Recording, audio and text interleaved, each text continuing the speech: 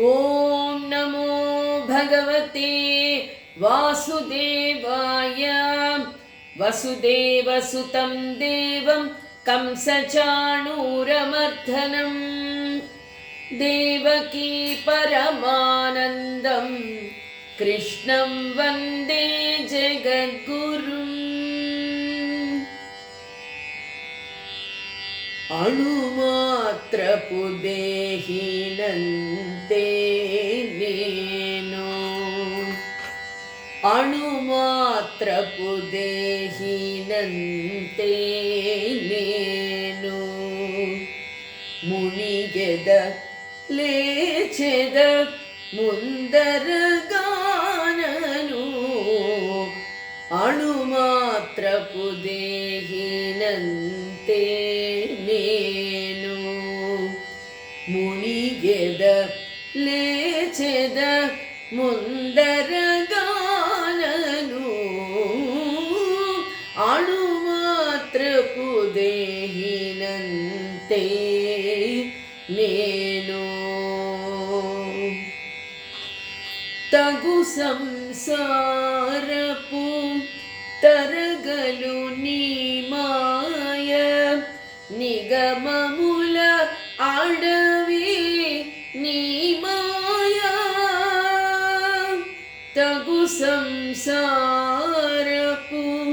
తరగలు నీ మాయ, నిగమముల అడవి నీ మాయ. పగలు నిద్రలు పుచ్చే భవములు నీ మాయ, పగలు నిద్రలు పుచ్చే భవములు నీ మాయ. గగనపు నీ మాయ గడవగ వశమా, గగనపు నీ మాయ గడవగ వశమా.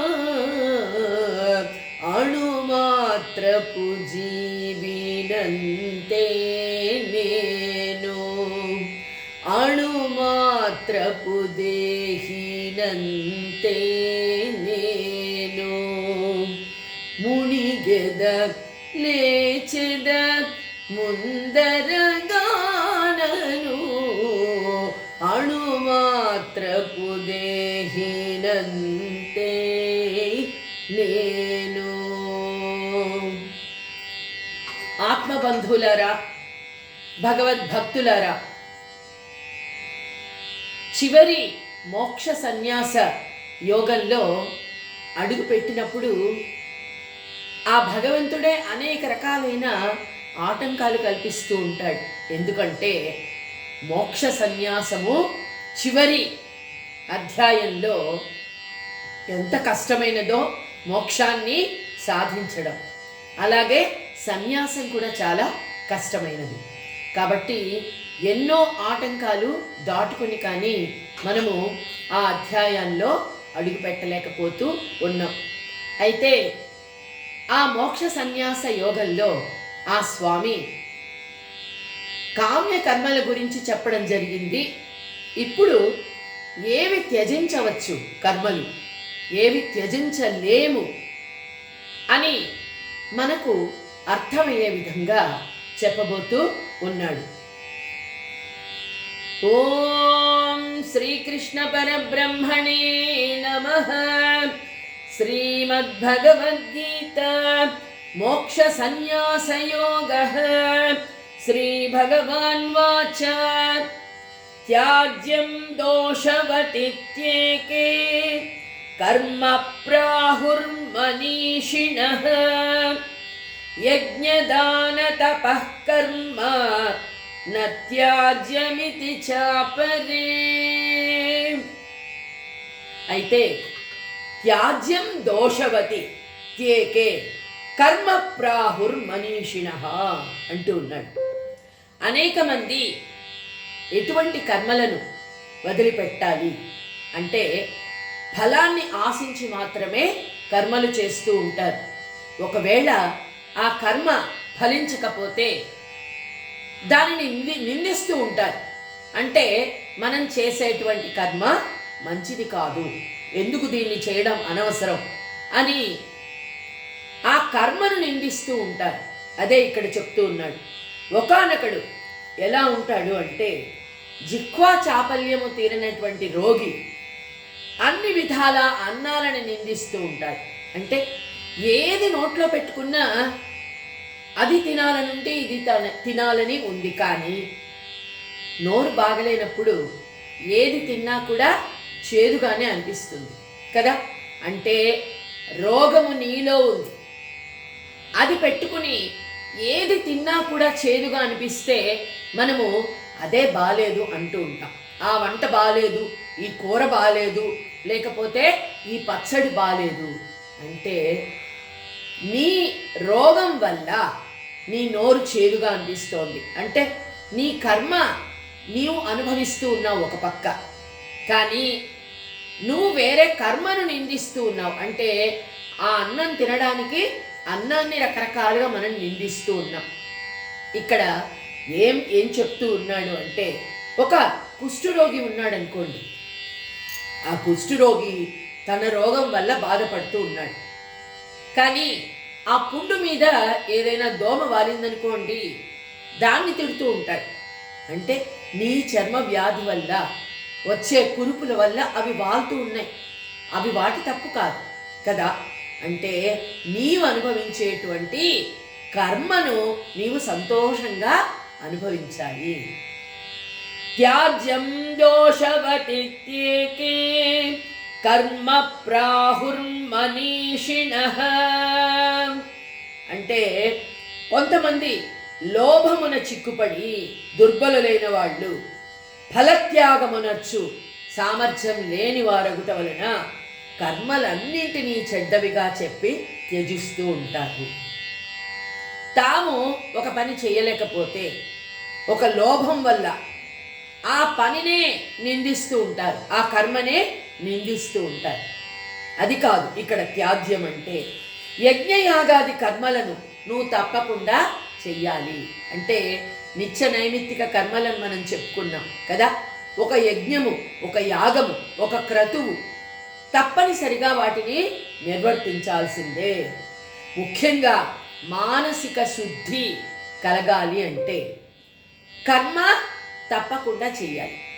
ఈ భగవద్గీతలో మొట్టమొదటి నుంచి కూడా శ్రీకృష్ణుడు చెప్పేటువంటిది అదే. నీ కర్మను ఫలాన్ని ఆశించకుండా నువ్వు చేస్తూ పో అని. ఇక బంగారుని శుద్ధము వనర్చాలి అంటే దాన్ని కొలిమిలో పెట్టి కాల్చాల్సిందే. అయితే అలా చేయడం వలన ఇంకా శుద్ధి కాబడుతుంది. అలాగే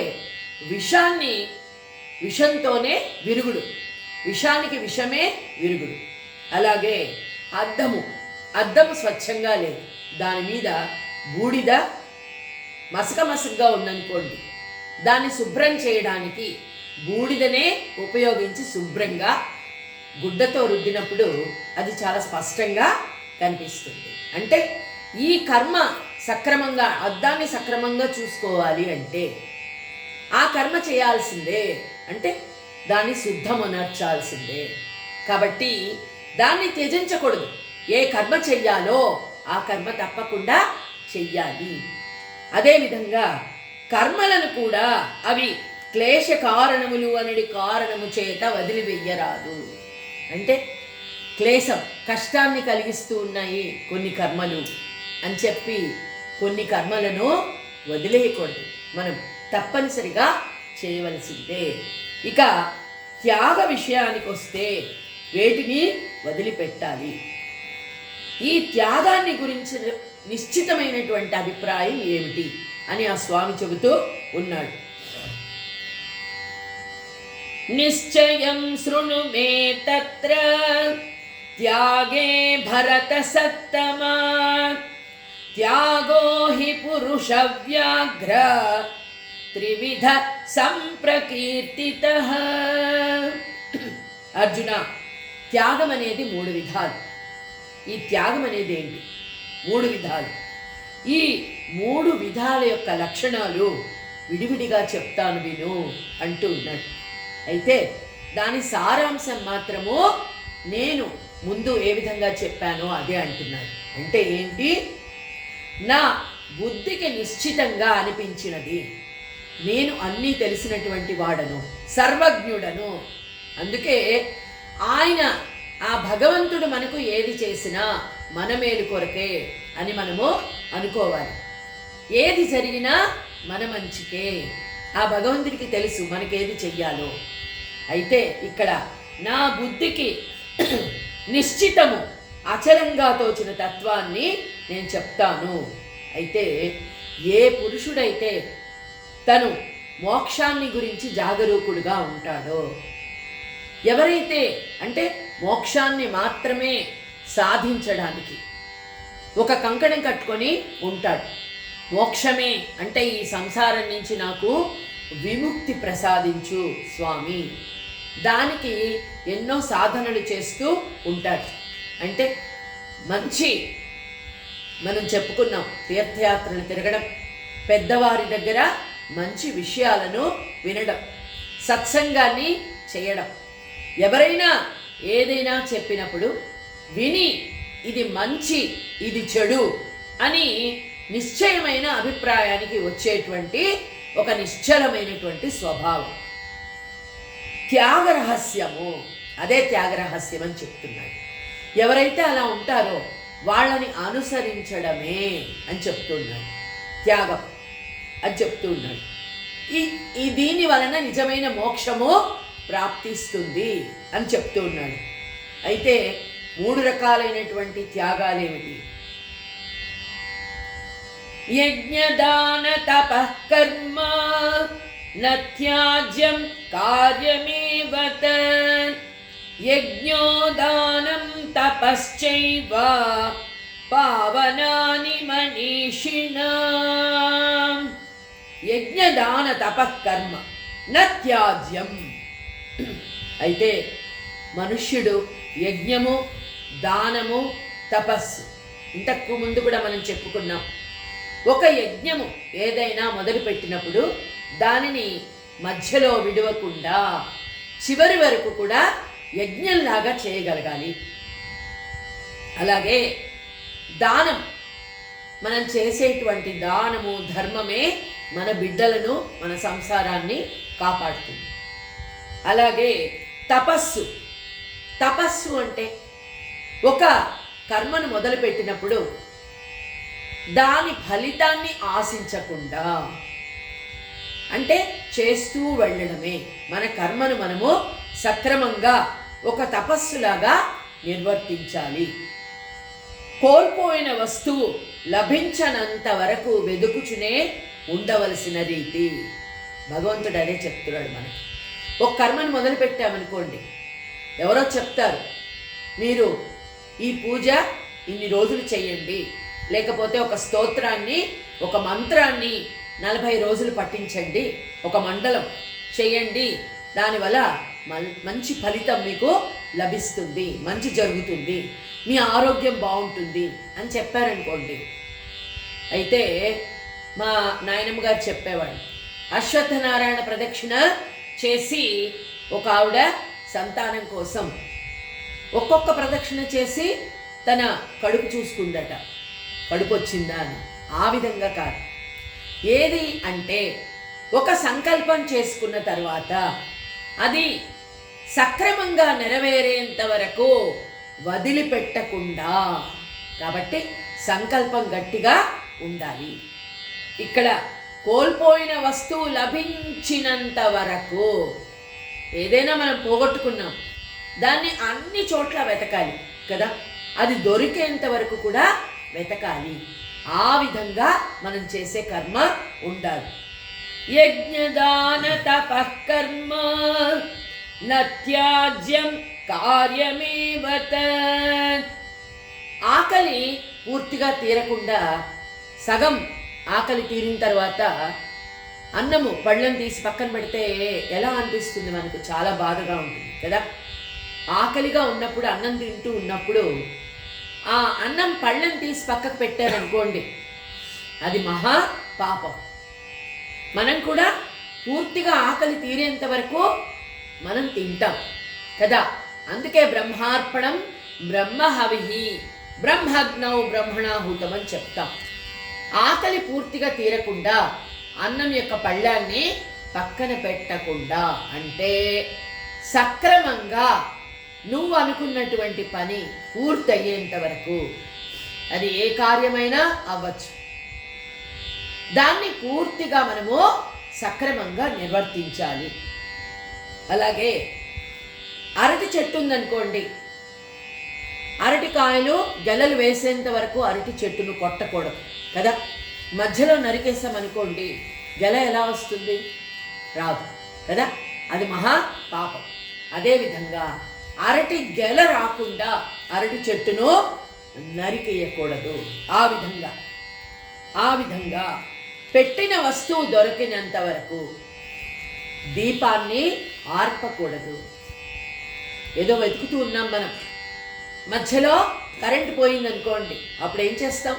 ఒక దీపం వెలిగించి ఆ దీపం వెలుగులో వెతుకుతాం. చాలా అర్జెంటుగా కావాలి ఆ వస్తువు మనకు, కానీ కరెంటు పోయింది కదా అని చెప్పి వదిలిపెట్టేస్తామా? వదిలిపెట్టకూడదు. అదే ఇక్కడ చెప్తున్నాడు. అంటే ఆత్మజ్ఞానము అనేది తెలుసుకునేంత వరకు, అంటే ఇది ఆత్మజ్ఞానము అని బుద్ధికి నిశ్చయమైనటువంటి ఒక అభిప్రాయం వచ్చేంత వరకు తప్పకుండా మనము ఆత్మజ్ఞానాన్ని తెలుసుకోవడానికి ప్రయత్నం చేస్తూనే ఉండాలి. దానికి తగినటువంటి సాధన చెయ్యాలి. సాధనమున పనులు సమకూరు ధరలోన విశ్వదాభిరామ వినురవేమ. అంతేకాని ఏదో అంటే మనం అనుకున్నది జరగలేదు, నిరాశ చెంది నిస్పృహ చెంది ఇంతేలే మన జీవితం ఇంతే, మనకి ఏది కాదు అని చేసేటువంటి కార్యాన్ని మధ్యలో వదిలిపెట్టకూడదు. నిశ్చయమైనటువంటి సంకల్పంతో ఆ క్రతువును, ఆ యజ్ఞంలాగా ఆ కార్యాన్ని నిర్వర్తించాలి. ఇలాగే యజ్ఞోదానం తపశ్చైవ పావనాని మనీషిణా. అయితే చూడండి, లోకుల అంతా కూడా తమ అధికారాన్ని అనుసరించి యజ్ఞదాన తపాదులను అతి తత్పరతతో చెయ్యాలి, శ్రద్ధగా చెయ్యాలి. శ్రద్ధతోనే ఫలితం అనేది తప్పకుండా వస్తుంది. ఏదో చేశాం కదా అని చేస్తే ఏది కూడా ఫలితము రాదు. అయితే ఒక బాటసారి ఉన్నాడు, త్వరగా వెళ్ళాలి అని అడుగులు వేసినట్లయితే వెళ్ళిపోతాడు. లేదో కాసేపు ఉందాం, విశ్రమిద్దాం. ఆ కథ మనం చెప్పుకున్నాం కదా, తాబేలు కుందేలు కదా. ఆ తాబేలుకు అసలు చాలా నెమ్మదిగా నడిచేటువంటి తాబేలు అలా నడుచుకుంటూ ముందు వెళ్ళిపోయింది. కుందేలు తాబేలు వచ్చేంత వరకు నేను విశ్రాంతి తీసుకుంటాను అని చెట్టు కింద హాయిగా నిద్రపోయింది. ఎవరు గెలిచారు చివరికి? అంత నెమ్మదిగా నడిచిన తాబేలే గెలిచింది. అంటే దీని యొక్క సారాంశం ఏంటి అంటే, ఒక కర్మ మొదలుపెట్టిన తరువాత ఎన్ని అడ్డంకులు వచ్చినా దాని ఫలితం దక్కేంత వరకు దానిని విడవకుండా చెయ్యాలి. అంటే దాని మీద శ్రద్ధ అవసరం. అలాగే కర్మలను చక్కగా ఆచరించడం వలన మనుష్యుడు సహజంగానే నిష్కాముడగును. అంటే నువ్వు చేయాల్సిన పని చేస్తూ పోతే ఫలితం గురించి ఆశించక్కర్లేదు. నీకు తెలియకుండానే మంచి ఫలితం దానికి దక్కుతుంది. కష్టపడి పనిచేసేటువంటి ఒక వ్యక్తి ఉన్నాడు. ఆ పంట ఎలా పండుతుందో ఒక రైతే ఉన్నాడు అనుకోండి, రోజు కష్టపడి వ్యవసాయం చేస్తాడు. పంట ఎంత వస్తుంది, నాకెంత దక్కుతుంది అని ఆలోచిస్తూ చేయడు. కానీ శ్రద్ధగా చేసినప్పుడు మంచి పంట చేతికి లభిస్తుంది. అలాగే చక్కగా చదువుకున్నటువంటి విద్యార్థి అంటే మార్కుల మీద దృష్టి కాదు ఉండవలసింది. నేను చదువుకున్నటువంటి నా పాఠాలు సక్రమంగా నేను పరీక్షలో రాయగలగాలి. అదొక్క శ్రద్ధ మాత్రమే ఉండాలి. నీ శ్రద్ధ బట్టి నీకు మంచి ఫలితము దక్కుతుంది. కాబట్టి ఇలా ఈ విధంగా చేస్తూ ఉంటే బంగారాన్ని ఒకటి తర్వాత ఒకటి క్షార గుణాలు తగ్గిపోతాయట. పుటం పెట్టిన కొద్దీ బంగారు మెరుస్తుంది. అందుకే అనుకుంటాను చాలామంది, కష్టాలు ఎందుకు ఇన్ని కష్టాలు భగవంతుడు కల్పిస్తూ ఉన్నాడు? మనం మంచిగానే ఉన్నాం కదా, మంచి పనులే చేస్తున్నాం కదా, ఇతరుల కోసం ఆలోచిస్తున్నాం కదా, మరి మనకెందుకు కష్టాలు వస్తున్నాయి అంటే, పుటం పెట్టిన బంగారంలాగా, అంటే మనం ఇంకా గట్టిపడడానికి, మన మనస్సు ఇంకా ప్రకాశవంతం కావడానికి, నిశ్చలంగా అవడానికి పరీక్షలు ఆ భగవంతుడు పెడుతూ ఉంటారు. వాటిని దాటుకుని ఎవరైతే ముందుకెళ్తారో వాళ్ళకి మంచి ఫలితమో దక్కుతుంది. మనం చూసాం కదా, హరిశ్చంద్రుడు ఎన్ని కష్టాలు పడ్డాడు సత్యం కోసం. కానీ చివరికి సత్యమేవ జయతే, సత్యమే గెలిచింది. ఎన్నో కష్టాలు పడ్డాడు. మనము చూసినటువంటి మహాత్ములు ఎంతమందో మంచిని సాధించడానికి ఎన్నో దాటుకొని ముందుకు వెళ్ళవలసి వచ్చింది. కాబట్టి నిష్ఠాపూర్వకంగా ఈ కర్మలను నిర్వర్తించినట్లయితే, మనము అంటే సక్రమంగా నిష్ఠగా, నిత్య నైమిత్తిక కర్మలే కాదు, ఇతరులకు చేసే సహాయమే కాదు, అదేవిధంగా మన కోసం మనము చేసుకునే కర్మలే కాదు, ఏవైనా నిష్ఠాపూర్వకంగా శ్రద్ధాపూర్వకంగా చేసినట్లయితే రజస్తమో గుణాలు రెండు కూడా నశించిపోతాయి అని ఆ స్వామి చెప్తూ ఉన్నారు. సత్వగుణం మాత్రమే మిగులుతుంది. అంటే బద్ధకం వదిలిపోతుంది. అంతేకాకుండా తమోగుణం, ఇతరులను నిందించడం, ఇతరులను గురించి దురాలోచనలు చేయడం, ఇతరుల గురించి అసభ్యంగా మాట్లాడడం, ఇవన్నీ మీకు తెలియకుండానే దూరం అయిపోతాయి. రజో తమో గుణాలు దూరం అయిపోయిన తర్వాత దగ్గరకు వచ్చేదేది? సత్వగుణం మాత్రమే. ప్రశాంతత, హాయిగా, అంటే అందరినీ సంతోషంగా చూడాలనేటువంటి మంచి ఆలోచన, సర్వే జన సుఖినో భవంతు అన్న అభిప్రాయము వస్తుంది.